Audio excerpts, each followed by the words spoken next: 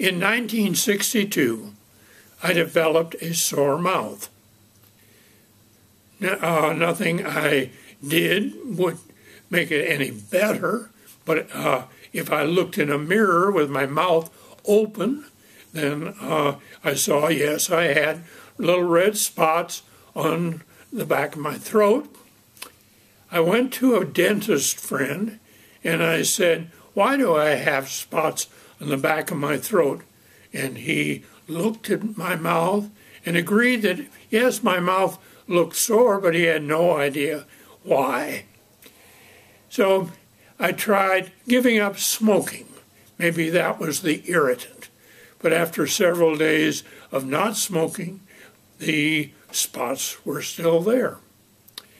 I then was referred to an oral pathologist in the dental school.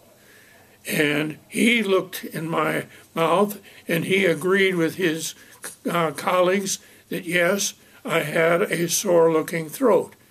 And he gave me red medicines and green medicines to slosh around in my mouth, but the sore mouth continued. And then one day, the plumbers came to our laboratory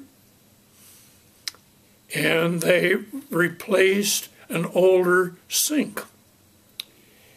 They took the sink out and they took the trap underneath the sink out, and one plumber drained the trap into a pan, and out came a double handful of mercury.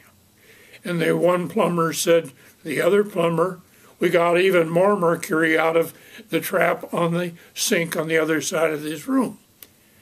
Well, I rushed up the stairs to my friend the dentist, and I said, could that be mercury poisoning? Oh, yes, he said, it certainly could be. So they cleaned up our laboratory, but then there is the problem of how did the mercury get there? Well, I shared the laboratory with another professor, and he had a graduate student who had a machine for measuring the concentration of blood gases, and a drop of mercury was the seal that kept the sample there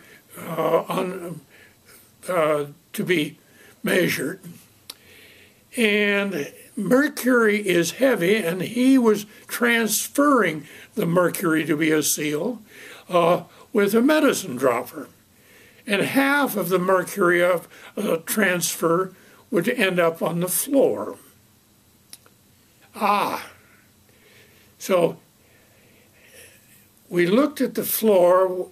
It was a new building, and instead of having the wooden floors that older laboratories had, and wooden floors have cracks in them and mercury goes down, that's the end of it. But our building had a plastic floor, and not only that, the mercury couldn't go anywhere, but the big globs of mercury would sit around for a while, and then every 2 weeks the janitors would come in with their motor-driven brushes and polish the floor.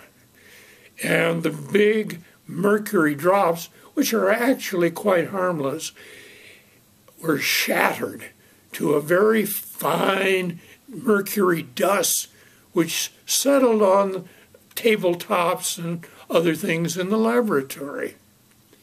And that was a time when we ate our lunches in the laboratory. We brought sandwiches from home and put the sandwiches on the tabletop while we talked, and then ate the sandwiches in between comments. And thus we ingested mercury over a period of time. Well, I went upstairs again, and they had facilities for measuring my urine mercury levels, because urine is excreting mercury from the body slowly. And yes, my urine said that my mercury level was very high. So I moved to another laboratory, and I did not have the antidotes for mercury because I was afraid that the antidotes that remove mercury from the poisoned body, the antidotes are probably more toxic than the mercury itself if you have stopped poisoning yourself by getting a cleaner laboratory. So over a period of a month or two, my sore throat disappeared. And that was wonderful. And then I looked back, and I realized that I had other symptoms of mercury poisoning which I had not considered. There's something called erethism, which is a brain phenomenon. The mercury in your brain, among other things, makes you depressed. And then I looked back, and that period when I was mercury poisoned was the one year that in my whole teaching career that it was physically painful for me to get up in front of a class. I normally love to get up in front of a class and talk about almost anything, but that year it was physically painful.